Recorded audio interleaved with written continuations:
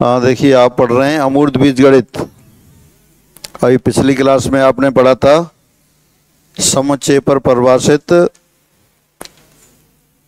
द्विआधारी संक्रियाओं की संख्या, क्रमविनिमय संक्रियाओं की संख्या और अक्रमविनिमय संक्रियाओं की संख्या।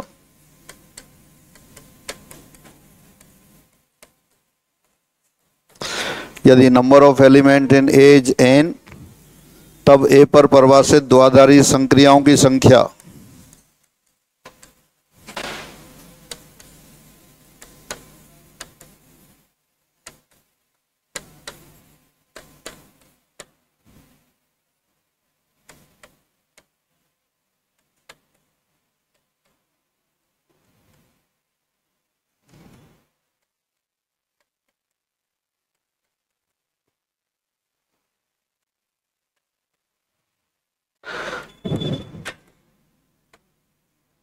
ये थी n to the power n square और क्रमविनिमय द्विआधारी संक्रियाओं की संख्या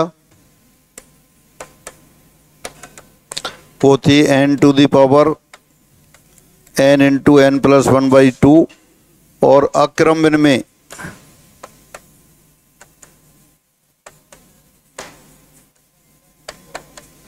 द्विआधारी संक्रियाओं की संख्या थी n to the power n square minus n to the power n into n plus 1/2। ये आपने पढ़ लिया था। अब इस पर एक एग्जाम्पल देखते हैं। हाँ, बता दीजिए सब लोग आंसर। एक 4 अवयवों वाले समुच्चय पर ए पर परिभाषित क्रमविनिमय और अक्रमविनिमय द्विआधारी संक्रियाओं की संख्या ज्ञात कीजिए। तो जो रिजल्ट लिख रखा है सीधे सीधे उससे ले लेते हैं।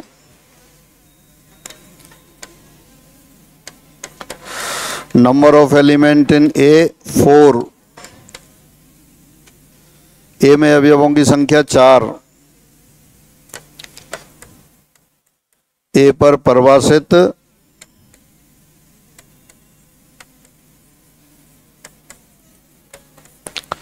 द्विआधारी संक्रियाओं की संख्या।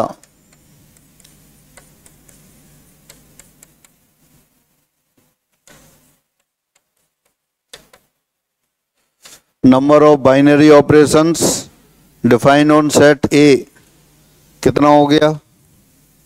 4 टू द पावर 16, क्योंकि ए क्रॉस ए में 16 अवयव होंगे।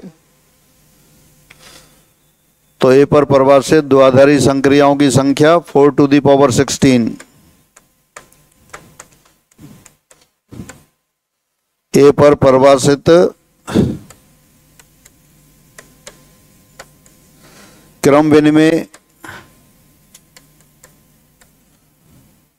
संक्रियाओं की संख्या, संक्रिया यानी कि द्विआधारी संक्रिया,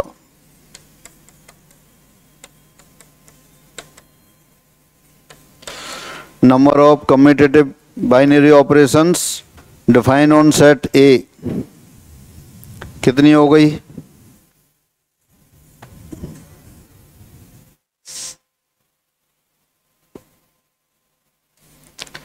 सिग्मा n 1 + 2 + 3 + 4 10 हो गया, या n बराबर 4 था। तो एक रोसे में 10 एलिमेंट हो गए, तो वो कितनी हो गई? 4 to the power 10। Total number of binary operation 4 to the power 16। Out of these number of commutative binary operation 4 to the power 10। तो therefore binary non commutative binary operation define on set A is total number of binary operation minus number of commutative binary operation. A पर परिभाषित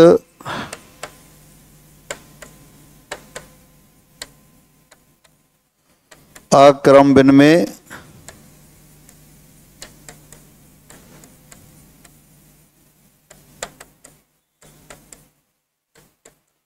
संक्रियाओं की संख्या 4 to the power 16 minus 4 to the power 10, और 4 to the power 10 common ले लेंगे तो आ जाएगा 4 to the power 6 minus 1। फिर लेते हैं कि एग्जाम वाला क्वेश्चन लेते हैं। एग्जामिनेशन क्वेश्चन 53 और 57, पेज नंबर 53 लिख दीजिए सब आंसर। हाँ देखिए 5 अवयव मान लेते हैं।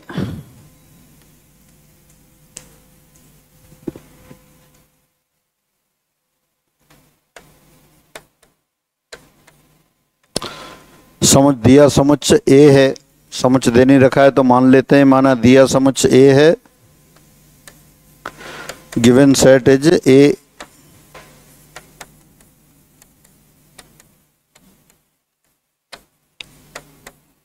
और number of elements in A equal to 5, ये दे रखा है आपको।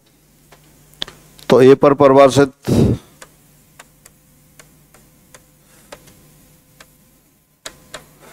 जो रिजल्ट याद कर रखा है उससे लिख देते हैं सीधे। ए से ए पर परिभाषित द्विआधारी संक्रियाओं की संख्या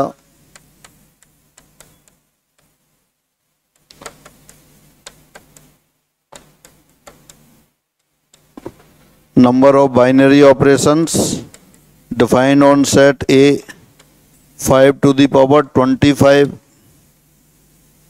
यही होगा।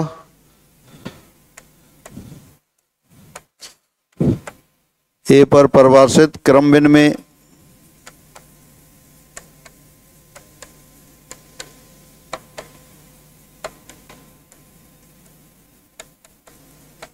संक्रियाओं की संख्या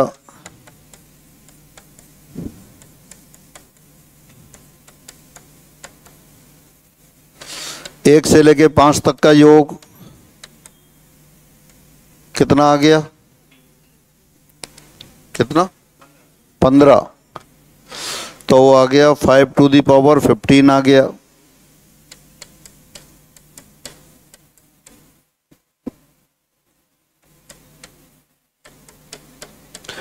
तो क्रम में संक्रियाओं की संख्या 5 टू दी पावर 15। तो देयरफॉर ए पर परिभाषित अक्रम विनिमय नॉन कम्यूटेटिव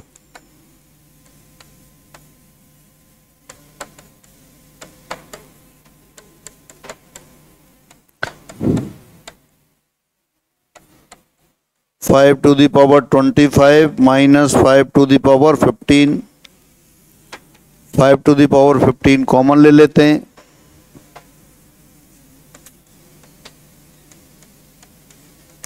तो 5 to the power 10 minus 1, third option आ गया। तो जो n के लिए जो रिजल्ट याद कर रखा था सीधे सीधे उससे लिख सकते हैं आप। तो ये द्विआधारी संक्रियाओं की संख्या हो गई। अब आगे बढ़ते हैं फिर।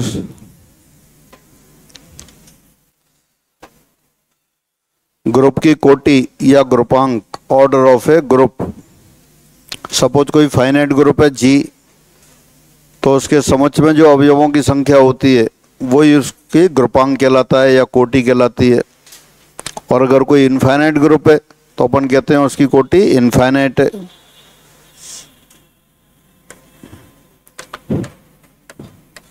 किसी परिमित ग्रुप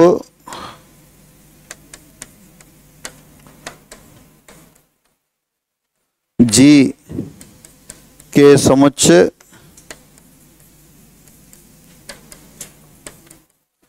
में अवयवों की संख्या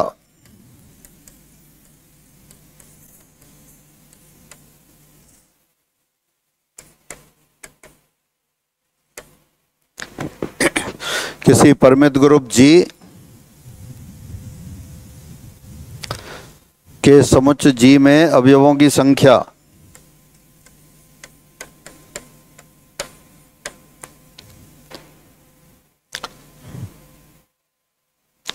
वैसे इसमें असमान अवयव भी होते हैं, फिर भी आप लिख सकते हैं असमान अवयवों की संख्या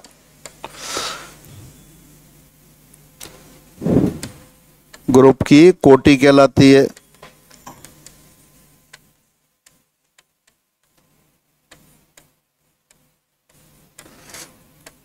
इसे हम संकेत ऑर्डर ऑफ जी से व्यक्त करते हैं।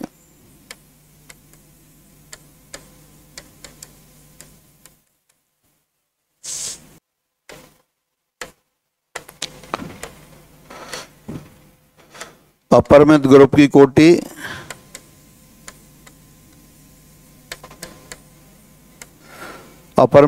कोटि अपरिमित होती है।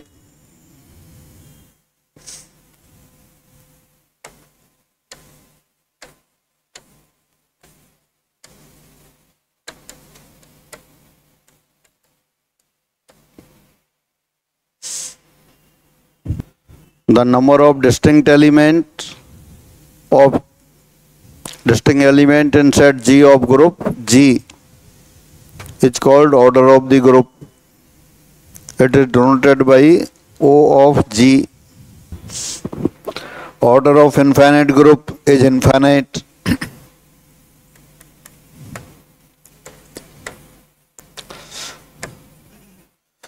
परिमित ग्रुप G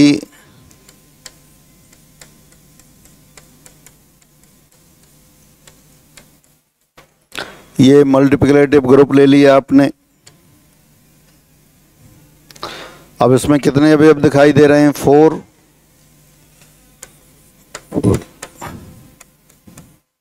की कोटि 4 है।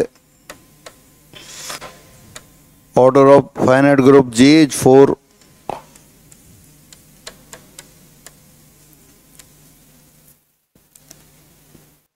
जितने उसमें अवयव होंगे वही उसकी कोटि कहलाएगी।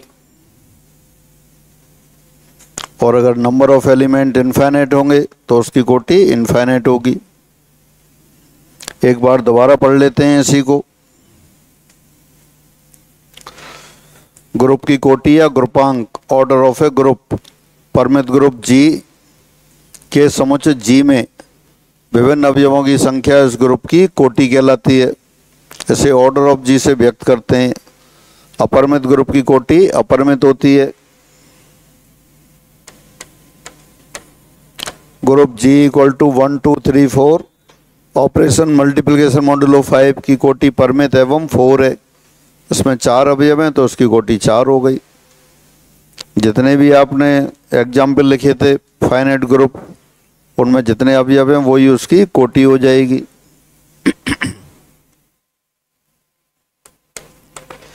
ग्रुप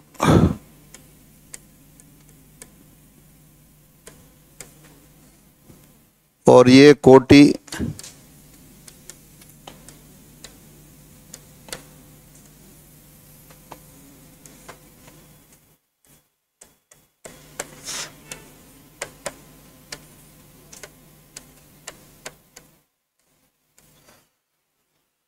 तत्समक अवयव को रखने वाला ग्रुप मल्टीप्लिकेशन ऑपरेशन है।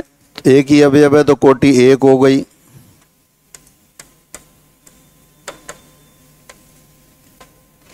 वन माइनस वन 2 अवयव हैं, इसकी कोटि 2 हो गई।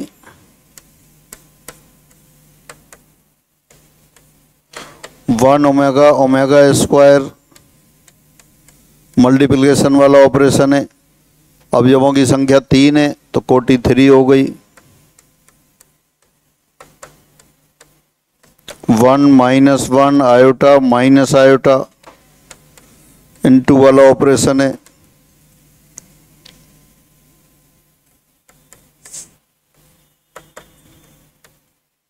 One two three 4 operation multiplication modulo 5 4 अवयव हैं।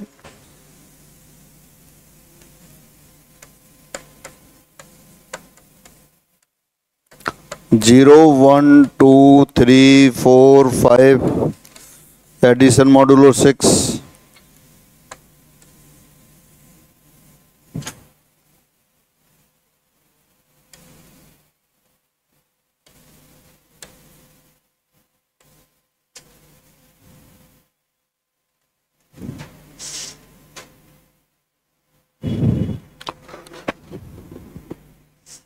तो जितने अवयव हैं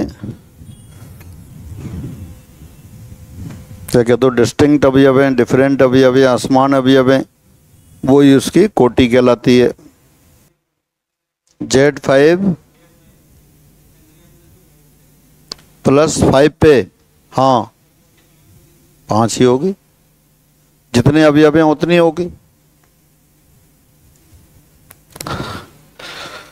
अच्छा, ये तो कोटि की बात हो गई। अब आप देखें, पहला ग्रुप देख रखा है, उसमें तो तत्समक अवयव 1 दे रखा है। जिन जिन में मल्टीप्लिकेशन वाला ऑपरेशन है सभी में तत्समक अवयव 1 है। एक ग्रुप में तत्समक अवयव एक ही होता है कि ज़्यादा भी हो सकते हैं, दो दो अवयव तत्समक अवयव हो सकते हैं।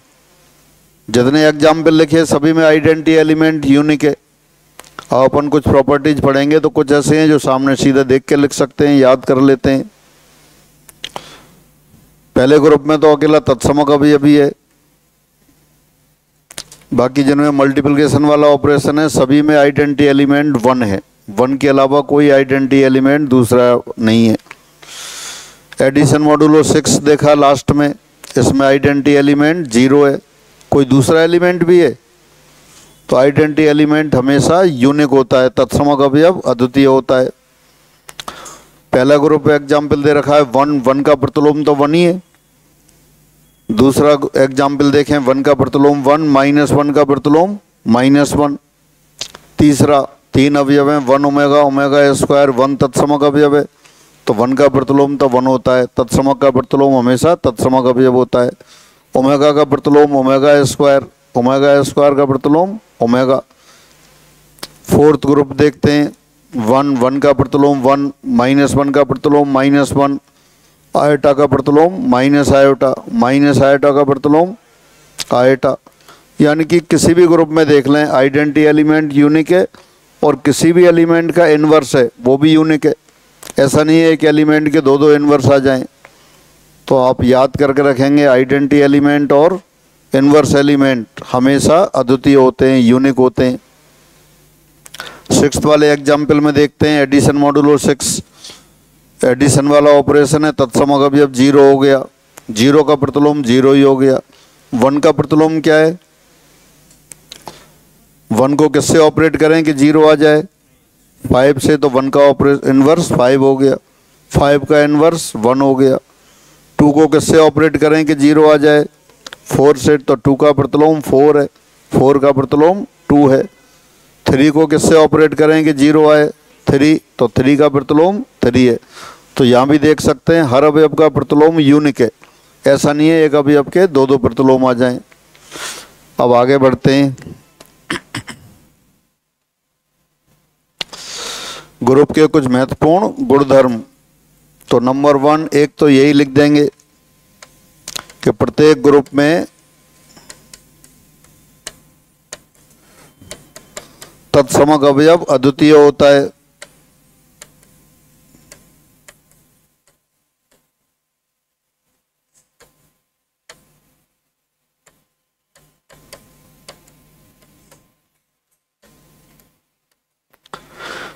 Identity element is unique in every group।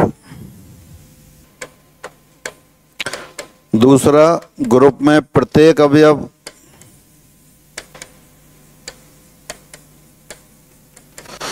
का अद्वितीय प्रतिलोम होता है।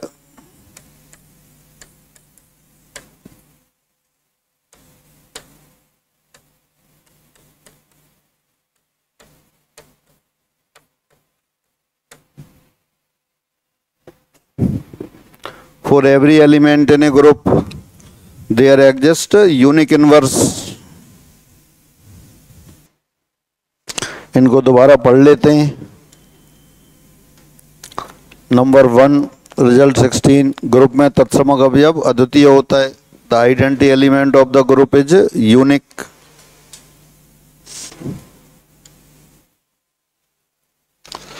ग्रुप में प्रत्येक अवयव का प्रतिलोम अवयव अद्वितीय होता है। For every element in a group there exist unique inverse. हर अवयव का प्रतिलोम अद्वितीय होगा।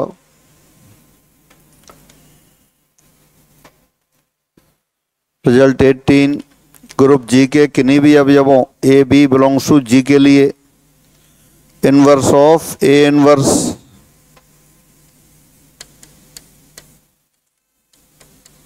A and AB whole inverse बराबर B inverse operation A inverse, ये रिवर्सल रूल कहलाता है। ये याद भी रखना है, इनको आप प्रूव भी कर सकते हैं। ग्रुप जी के किन्हीं भी अवयवों A और B के लिए inverse of A inverse A itself, A operation B whole inverse equal to V inverse operation A inverse.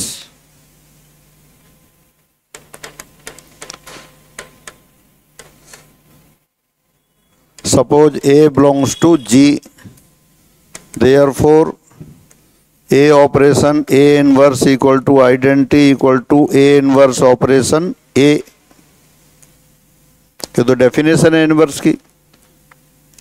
A G का अवयव है तो इसका इनवर्स विद्यमान होगा, इनवर्स विद्यमान होगा, इनवर्स को A इनवर्स लिख दिया तो A इंटू A इनवर्स बराबर E बराबर A इनवर्स ऑपरेशन A। इसको लिख सकते हैं A इनवर्स ऑपरेशन A बराबर E बराबर A ऑपरेशन A इनवर्स। जवाब लिखते हैं A ऑपरेशन B बराबर E बराबर B operation A।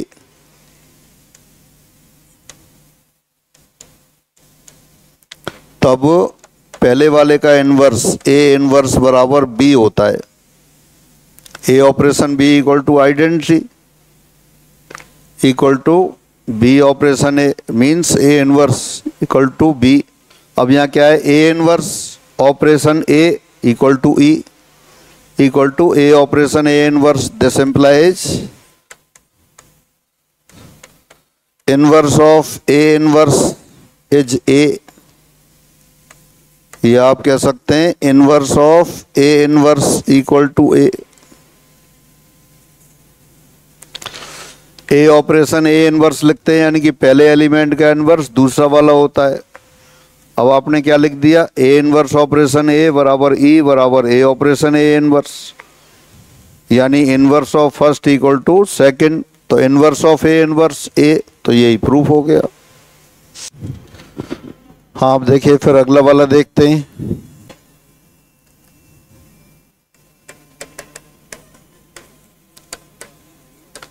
Suppose A and B belongs to G, A और B G की अवयव है, A और B G की अवयव है, इसका मतलब A इनवर्स B इनवर्स ये भी G की अवयव है।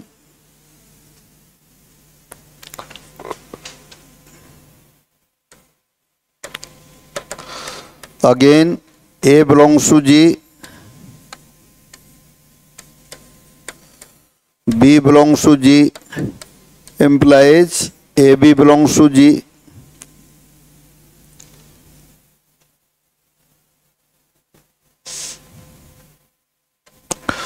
A inverse belongs to G, V inverse belongs to G implies V inverse A inverse belongs to G। अब A भी लिख दिया है, A ऑपरेशन B नहीं लिखा है, ऑपरेशन हटा दिया है, बाकी आप लिख सकते हैं A और B G की अवयव है तो A इंटू B ये भी G का अवयव है। A inverse B inverse G की अवयव है तो B इनवर्स और A इनवर्स ये भी G के अवयव है।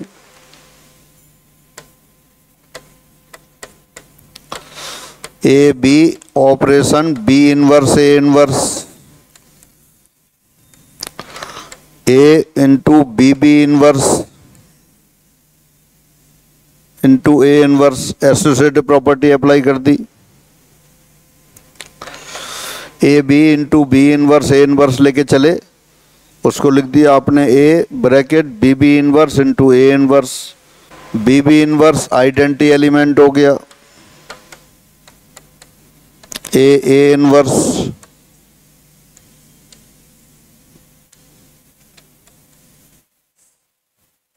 This implies A B into B inverse A inverse बराबर ई।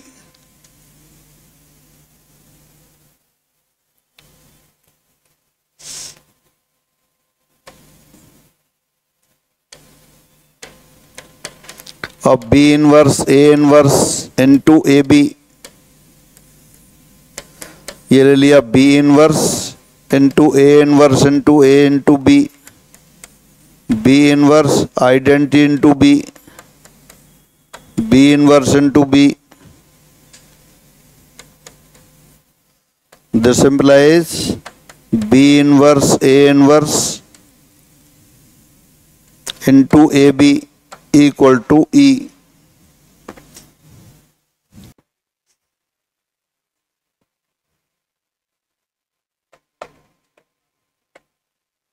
इस प्रकार A B into B inverse A inverse बराबर E, this equal to B inverse A inverse to A B.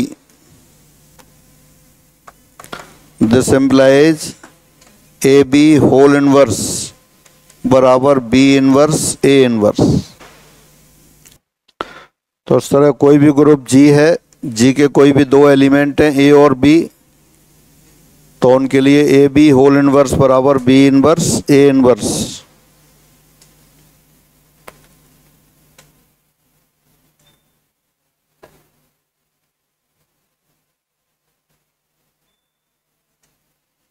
इनके प्रूफ वगैरह आप बस देख लो, इनको नोट करना कोई फायदा नहीं है, क्यों अपन को प्रूफ तो करना नहीं होता है, याद करने होते हैं.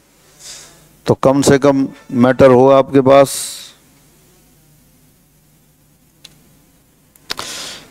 दोबारा देख लेते हैं.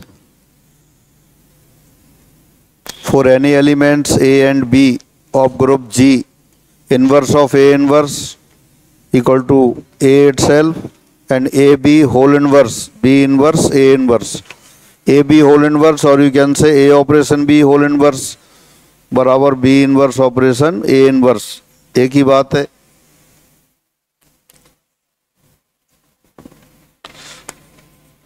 इसी प्रकार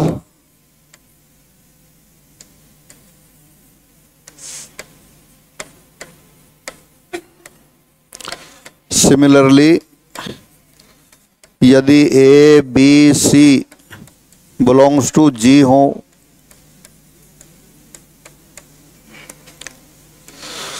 A B C whole inverse C inverse B inverse A inverse, ये रिवर्सल रूल कहलाता है. कितने भी एलिमेंट हो, ए बी होल इनवर्स किया तो आ गया B inverse A inverse.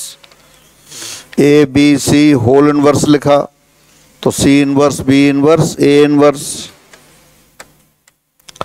A1 A2 A3 AN whole inverse बराबर AN inverse A3 inverse A2 inverse A1 inverse. ये रिवर्सल रूल कहलाता है, व्युत्क्रम नियम. तो दो एलिमेंट्स के लिए आपने प्रूव किया, बाकी कितने भी एलिमेंट हो सभी के लिए सही है. फिर आता है कैंसलेशन लॉ, निरसन नियम. यदि ए बी सी कोई जी के एलिमेंट हैं तब ए बी बराबर ए सी, और you can say A operation B equal to A operation C implies B equal to C, और B A equal to C A implies B equal to C. B A कह सकते हैं आप B operation A equal to C operation ए.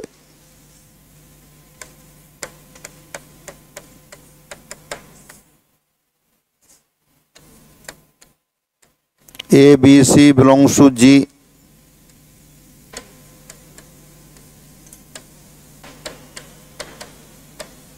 इस प्रकार हैं कि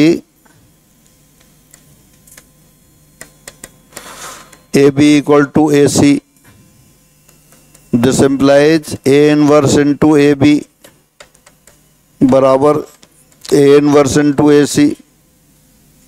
अगर ए जी का अवयव है तो ए इनवर्स भी जी का अवयव होगा, क्योंकि जी में तो हर अवयव का प्रतिलोम होता है.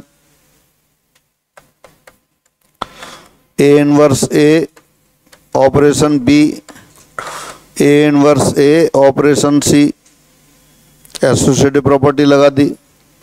A inverse into A identity element,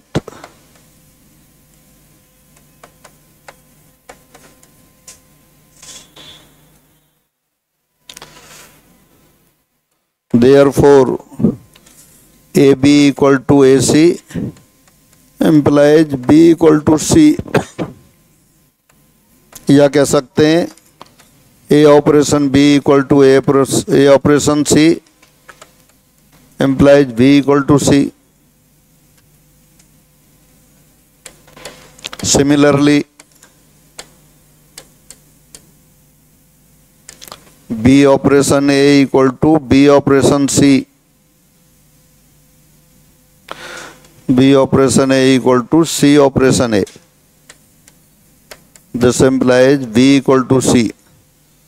left hand side वाला कैंसिल होता है तो अपन कहते हैं लेफ्ट कैंसिलेशन लो, और राइट साइड वाला कैंसिल करते हैं तो वो राइट कैंसिलेशन लो।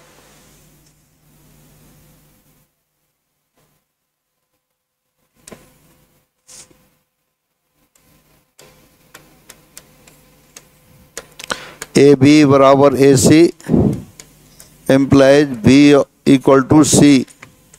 बाम निरसन नियम।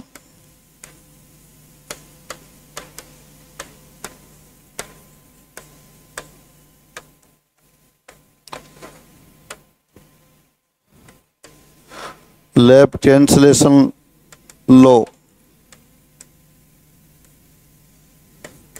एवं बी ए बराबर C A implies B equal to C. दक्षिण निरसन नियम।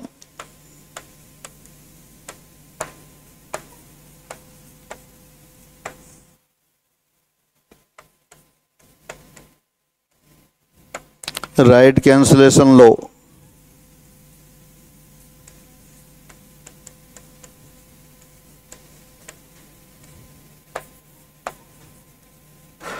दोनों ही कैंसिलेशन लो हैं। लेफ्ट वाले एलिमेंट को कैंसिल करते हैं तो कहलाता है लेफ्ट कैंसिलेशन लो, और राइट वाले एलिमेंट को कैंसिल करते हैं तो राइट कैंसिलेशन लो। तो ये कैंसिलेशन लॉ कहलाते हैं।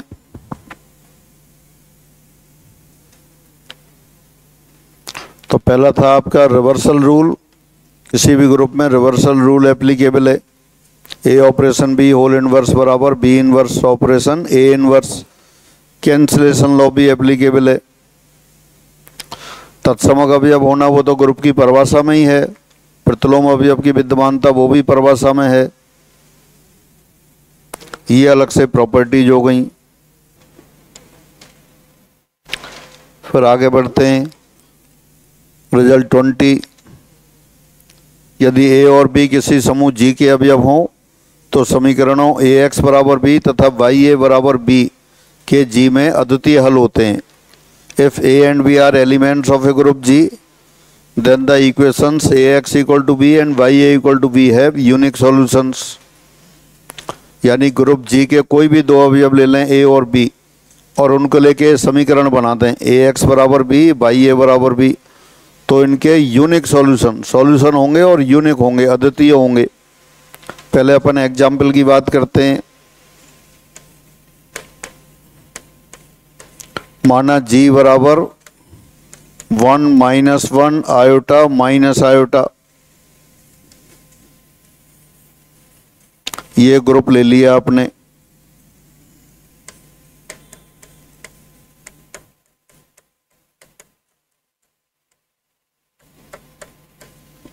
एक ग्रुप है।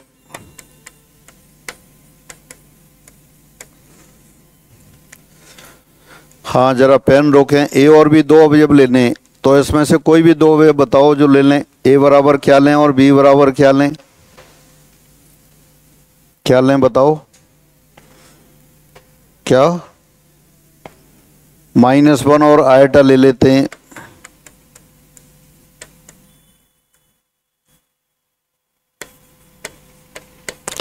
ए बराबर -1 बी बराबर आयटा लेने पर समीकरण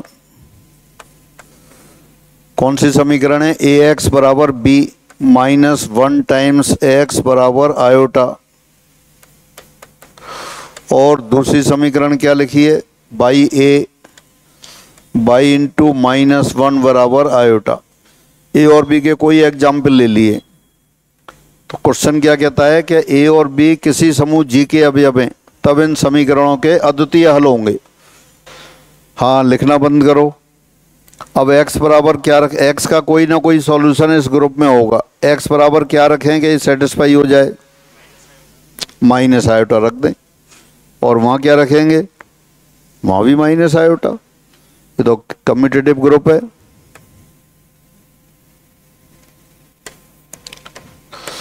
के अद्वितीय हल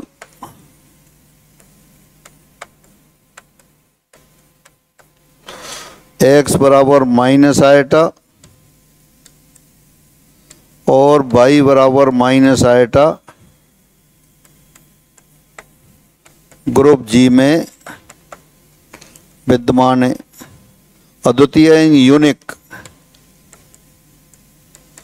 माइनस आयोटा के अलावा और कोई ऐसी संख्या नहीं है जो ग्रुप में है और इसको सेटिस्फाई करती हो। तो ये तो इसका मीनिंग है। अब प्रूफ की बात करते हैं।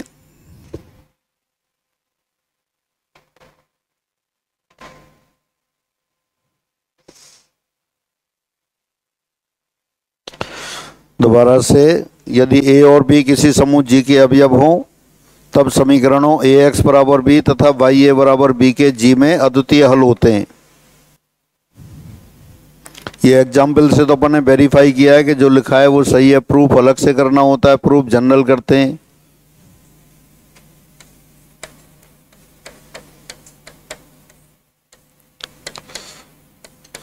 माना A belongs to G, B belongs to ji.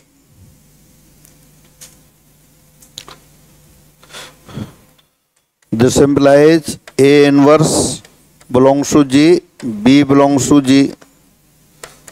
This implies A inverse B belongs to G. A और B अगर G के अवयव हैं तो A inverse B ये भी G का अवयव होगा। अब जो समीकरण दे रखी है AX, उसको ले लेते हैं। अब AX, X के लिए लिख दिया A इनवर्स B, तो ये हो गया A into A inverse into B, identity into B, B। This implies समीकरण AX बराबर B का एक हल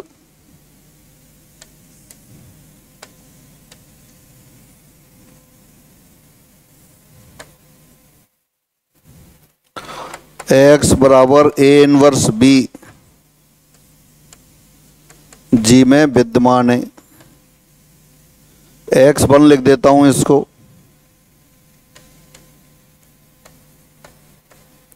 Therefore, one solution of equation AX equal to B is x1 equal to A inverse B exist in G। तो एक हल आ गया। Question कह रहा है कि इसके दो हल होंगे, मतलब अद्वितीय होगा। तो अगर इसके अलावा कोई हल और भी पॉसिबल है क्या, वो और चेक कर लेते हैं। इसी तरह दूसरी समीकरण है उसका भी लिख सकते हैं। हाँ, दोबारा से रिजल्ट क्या कह रहा है, यदि ए और बी किसी ग्रुप जी के दो अवयव हों तो समीकरण ए एक्स बराबर बी और वाई ए बराबर बी के अद्वितीय हल इसमें विद्यमान होंगे। आपने देखा ए और बी अगर जी के अवयव हैं तो ए इनवर्स बी ये भी जी का अवयव है और ए इनवर्स भी जी का अवयव है और साथ साथ ये समीकरण ए एक्स बराबर बी को सेटिस्फाई कर रहा है। मान लिया ये x1 है। अपन को ये चेक करना है x1 के अलावा कोई दूसरा सॉल्यूशन तो और नहीं है।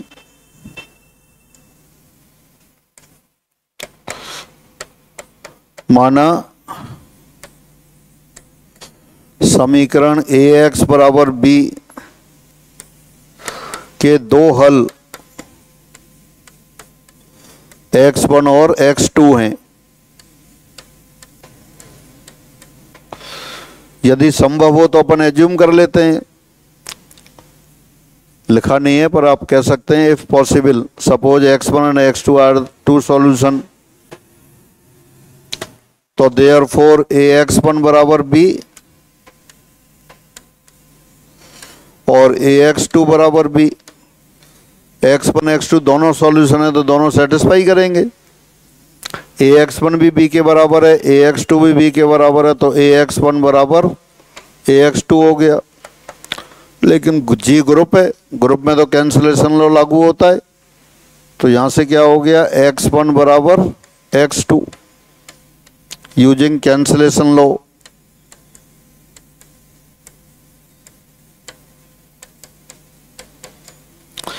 x1 बराबर x2 यानी कि अगर दो सॉल्यूशन माने थे वो बराबर आ गए, तो देयरफॉर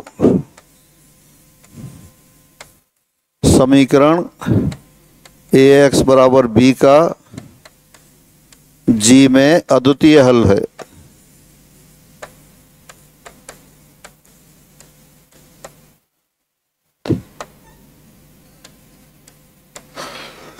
यानी दूसरा सॉल्यूशन माना, दूसरा सॉल्यूशन भी पहले के बराबर ही आ गया। इसका मतलब सॉल्यूशन कैसा है, यूनिक है। ये जो रिजल्ट लिख रहे हैं वो अपन सारे के सारे ऐसे ही याद कर लेते हैं, ऐसे जमा जमा के प्रूफ नहीं करते हैं इनको। हाँ कुछ बता देता हूँ बस। अब बाकी जो भी सीट में है सब उसको रीडिंग लगा के आना।